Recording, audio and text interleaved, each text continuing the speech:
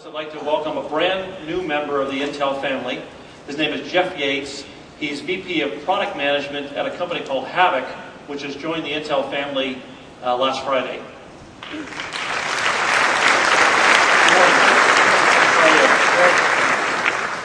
So I thought you would tell us a little bit about Havoc and a little bit about the relationship with Intel. Sure, absolutely. Well, first off, it's great to be here. Thanks very much. Havoc is a 7-year-old company, and our passion has been serving game developers and film effects producers over that period of time, creating software technology that puts physics into games and into the effects in film. So we've been fortunate enough to be a part of productions like Side Adventure, Troy, and the X-Men on the film side. And on the game side, from titles, blockbuster titles like Half-Life 2, Halo, all the way up to the current big releases coming out, like Stranglehold, and as we'll see from one of our partners, Pandemic Studios, Mercenaries 2. And how do you benefit from multi-core in your product? It's very critical, actually, because most of these creative types are going after reality and immersive interactive experiences. And the kind of compute power needed for that is almost insatiable. Quite often, if you want to have thousands of objects interacting, debris, dust, and sometimes bodies flying around, you need as much compute power as you can get. Yeah. Well, I understand you got a lot of customers that are already anxious to use this technology. Yeah, definitely. We have over 100 titles released today. We have many more in development right now. And we've actually invested quite a bit in making our physics scalable across multiple cores. So we've done a lot of that work. We put it out there for the developers in our technology. And we're starting to see the fruits of that coming out today. And with something like Larrabee, we look forward to a great potential for adding the gritty, detailed dust and debris that can be added on top of the interactive gameplay inside of the computer as well. Well, maybe you could help the audience take a look at this. Sure. I'd like to introduce one of our top developers, who's one of our customers, Pandemic Studios, Josh Resnick.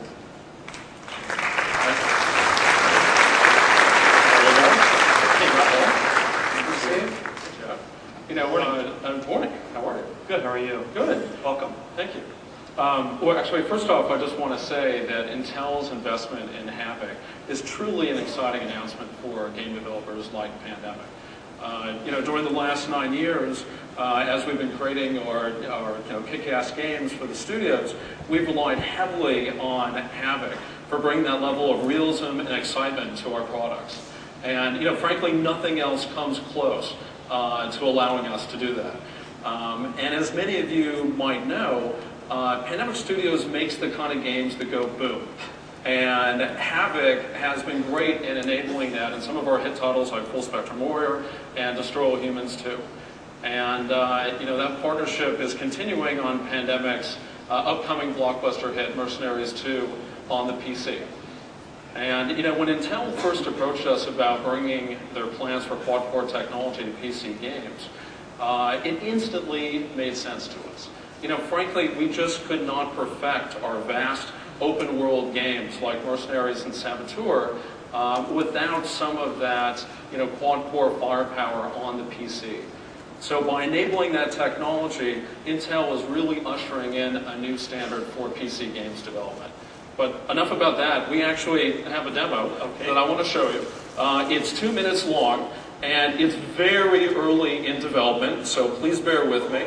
It's being developed by one of our partners, LTI Gray Matter. It's not coming out till early next year, but I hope that it will give you a taste of what quad-core and Havoc will be able to bring to a game like Mercenaries 2 on the PC. So we're going to get started now and show you something very beautiful. So here the Pandemic creators have spent some time creating a very detailed, dynamic environment. And what's the fun of creating an environment like that unless you start blowing it up there? So in trademark Mercenary style, we're going to get a black screen. Look at that. I didn't prepare for that. Well, here we go. Another black. You have 2. There we go. And so we're blowing a lot of stuff up, of course. And he's not making any friends right now, so he's going to spawn a helicopter and get out of here. And actually, the Mercenaries like calling this practicing field acquisition. And as you know, Mercenaries 2 World in Flames is harnessing the power of quad-core and Havoc to create a lot of destruction and damage here.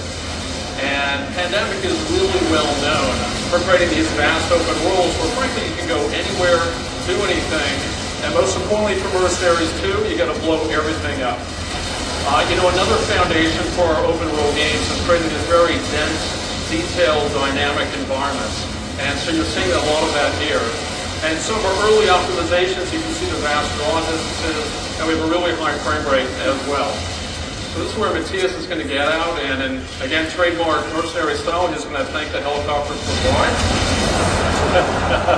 Now, if you look off in the distance a little bit, one of the nice things about Mercenaries is you have so many choices in terms of how you clear through obstacles.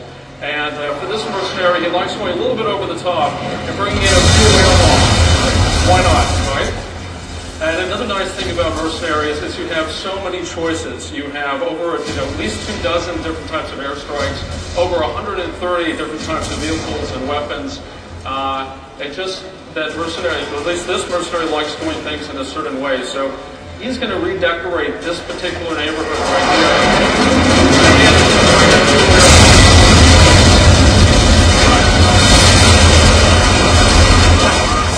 So there goes the neighborhood. I just want to thank you again. Thanks, John. The Mercenaries too. Thanks for the work together. Thank you.